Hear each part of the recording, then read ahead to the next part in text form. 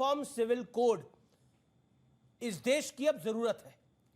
Uniform civil code एक secular Bharat जिसके लिए पूरी दुनिया में पहचाना जाता है, उससे एक हिंदू राष्ट्र की तरफ बढ़ता हुआ कदम है जिसमें मुसलमानों और तमाम लोगों पर, दलितों पर अत्याचार किया जाए। दूसरी चीज ये है, कैसे समझाइएगा? हाँ मैं बता रहा हूं, यूनिफॉर्मिटी हमारा कल्चर नहीं है और यहां मुसलमानों के ही लॉज नहीं है, दलित भाइयों के अपने पर्सनल लॉज हैं, आदिवासी भाइयों के अपने पर्सनल लॉज हैं। दूसरी चीज, joint Hindu family tax rebate, जो Hindu family joint family business करती है उसको टैक्स रिबेट मिलता है, क्या उसको खत्म कर देंगे? क्या दलितों से और ओबीसी से उनका रिजर्वेशन खत्म करके कोई यूनिफॉर्म खड़ा कर देंगे? दूसरी, हमारे यहां अगर कोई अपराध करता है, क्रिमिनल में सबके लिए यूनिफॉर्म लॉ है, लेकिन सिविल में कौन क्या खाएगा, क्या पहनेगा? अभी मैडम ने कहा कि एक भारत है तो एक कानून होना चाहिए। अगर कोई अपराध करता है तो सबके लिए बराबर का कानून है कि शादी आप कैसे करेंगी और मैं कैसे करूंगा, यह मेरा पर्सनल राइट है, यह आपको चुनने का अधिकार होना चाहिए। दूसरी चीज, अगर आर्टिकल 14 की बात की जाती है राइट टू इक्वलिटी की, अगर राइट टू इक्वलिटी आएगा तो यहां आज भी भारत के संविधान में मुसलमान को दलित नहीं माना जाता, ईसाई को दलित नहीं माना जाता।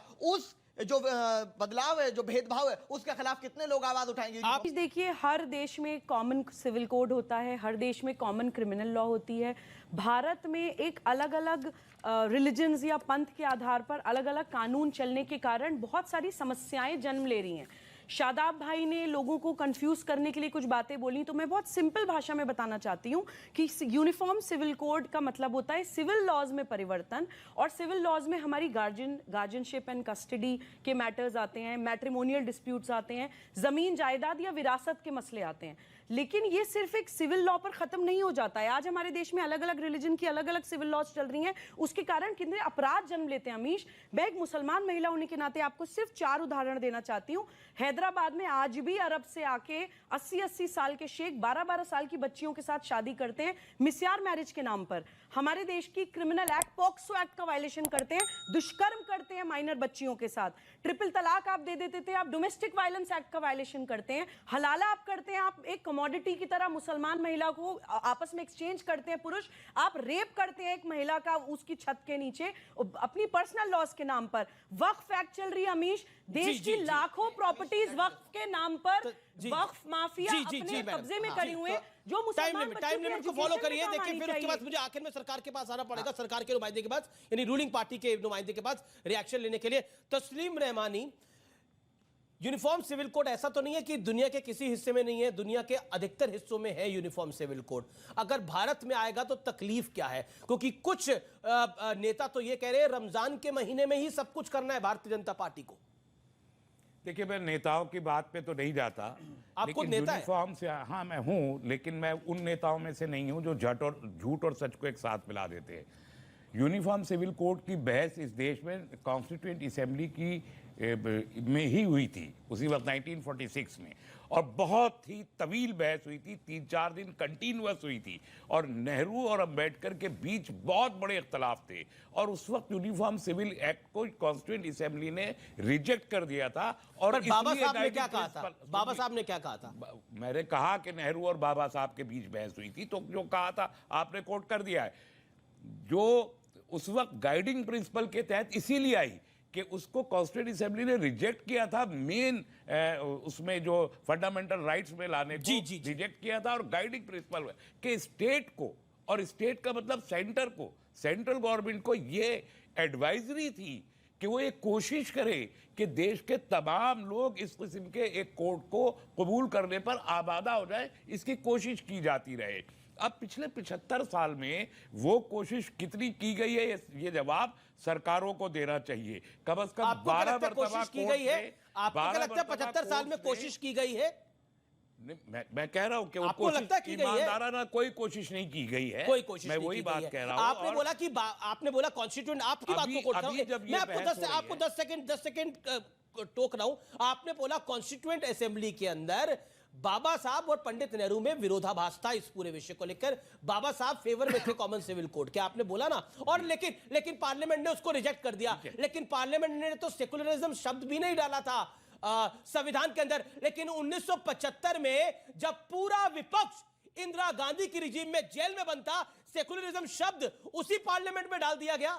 उस सेकुलरिज्म का बखान करके अब आप कॉमन सिविल कोड नहीं लागू करना चाहते। मैंने तो नहीं कहा, बिल्कुल यही है, मुंह में जबान ये मत डालिए। देश सेकुलर है, कॉमन सिविल कोड कहां से आएगा? आप मेरी बात को डेविएट कर रहे हैं। मैं आपने डेविएट मुझे नहीं कर रहा, I am on the second दिए पॉइंट। थे, और Answer me on that. या तो आप यूनिफॉर्म सिविल कोड पर कर लीजिए बहस, या सेकुलरिज्म पे कर लीजिए। आप तय कर लीजिए आपको किस पे करना है। दोनों मैंने दोनों सेकुलरिज्म साथ-साथ का, चलते हैं, सर। मैंने सेकुलरिज्म देश पे कोई सेकुलर भी डिबेट रखना है, नहीं किया। यूनिफॉर्म आप- सिविल कोड भी नहीं रखना। नहीं, आपकी सरकार है, आप चाहिए सेकुलरिज्म को भी सरकार हटा मेरी दीजिए। नहीं, मुझे सरकार कोई देश issue की नहीं है, है। आप सरकार बताइए। इनकी है, सरकार नहीं, इन्होंने नहीं, बनाई है, सरकार वो सरकार इस ठीक देश की है। भाई वो नहीं हटा पाएंगे ना, जो जिनके हाथों में इख्तियार दिया है वो हटाएंगे। नहीं हटा सकते हैं, 2024 में मौका मिलेगा, हटा दे, ठीक है, हटा दे। आप कोशिश तो आपने भी करी 2019 में यूनिफॉर्म सिविल हटाने कोड की की, डिबेट को लड़े थे डेविएट आप करना चुनाव। चाहते हैं क्या? यूसीसी को आज भी हम ये कहते हैं कि हुकूमतें ड्राफ्ट लेकर आई, ब्लूप्रिंट लेकर आई, ये हुकूमतों की जिम्मेदारी है। उसके बाद ये बहस होनी चाहिए कि इस ड्राफ्ट ठीक है, में नौशाद। हम कबूल करेंगे या नहीं करेंगे, इसमें क्या बहस होगी। ठीक है, आखिरी शहजादपुरा बात, वाला। पर्सनल लॉ बोर्ड का जो लेटर आया है, ठीक है। मैं उसे अप्रूव नहीं करता, मैं उसकी मुखालफत ठीक, करता हूं। आप उसकी हमें मुखालफत मुसलमानों का ये इशू नहीं है, यूसीसी पूरे पर मुसलमानों का ही इशू हर बना तबके दिया का गया इशू है। है। ओके। अभी जो सुबह ही बात कर रही शहजादपुरा है वाला वो बड़े भी सारे मुसलमानों सवाल को है। एक टारगेट सेकंड, कर रही है। अब आपको मौका देना पड़ेगा। मुसलमानों को टारगेट नहीं, सुबुई इट इज हिज टर्न। मैं आपको ये सवाल पूछ रहा हूँ, ये सब कुछ रमजान के महीने में क्यों हो रहा है? सबके मन में एक सवाल उभर रहा है, और क्या मुसलमानों को टारगेट किया जा रहा है, बार बार आ रहा है, और ये देश सेकुलर है इसलिए यूनिफॉर्म सिविल कोड नहीं आ सकता। Now your time starts. ठीक, देखिए पहले तो मैं चाहूँगा कि यूनिफॉर्म डिबेट कोड हो जाए, क्योंकि मैंने सबकी बात सुनी है, तो मेरी भी बात सुनी जाए उसी तरीके से। दूसरी बात, आपने पूछा कि क्या रमज़ान के महीने में क्यों आ रहा है? ये मुस्लिमों को टारगेट किया जा रहा है। यहाँ पे एक वक्ता ने कहा दलितों को टारगेट किया जा रहा है। ड्राफ्ट देखा नहीं है, परंतु मुस्लिमों को टारगेट किया जा रहा है, दलितों को टारगेट किया जा रहा है। बच्चा पैदा हुआ नहीं, उससे पहले ये मुंडन करवाना शुरू हो गए। ये कैसी कंपनी है? बच्चा देखा नहीं, उसका मुंडन शुरू हो गया। अभी तो इन्होंने कहा ना कि ड्राफ्ट ले आओ, फिर मैं बताऊंगा सही है गलत है। और तो ड्राफ्ट देखा नहीं है तो मुस्लिम विरोधी कैसे हो गया भाई? दूसरी बात, अच्छा है कि एक वक्ता ने कम से कम मान लिया कि बाबा साहेब आंबेडकर इसके पक्ष में थे, और केवल बाबा साहेब आंबेडकर नहीं, के.एम. मुंशी भी इसके पक्ष में थे। कांग्रेस के बड़े बड़े दिग्गज नेता इसके पक्ष में थे। गोवा में तो ये लागू है 1962 से।